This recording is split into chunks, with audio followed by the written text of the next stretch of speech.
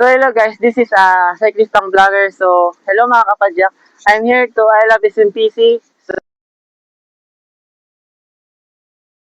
sa mga lugar na napakaganda. Isa to sa mga dinadayo ng mga ibang taga-ibang isla like Kaluya, Sibay at sa ibang lugar. So sa nakikita nyo guys, pag-ikot po yung camera. Ikot mo yung camera.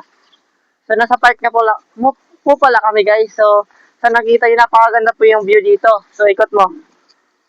Ikot mo yung camera. Di, ikot ka lang, huwag ka lang mag-standby. Standby ka lang.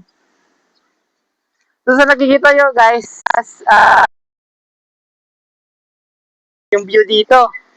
So, isa sa pinaka-pinapuntahan ng mga tao dito is yung SMPC Park.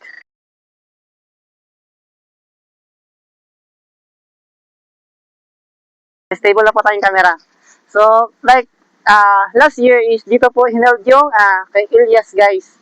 So, napaka-vivo po yung ano nito. So, isang halimbawa para sa mga taong gustong-gustong pumunta dito sa Semirara para makita at ma-enjoy yung beauty ng Semirara guys. So, karamihan, maraming tumatambay dito na mga estudyante like Divine, National High School, BESDA, SDCI, College more.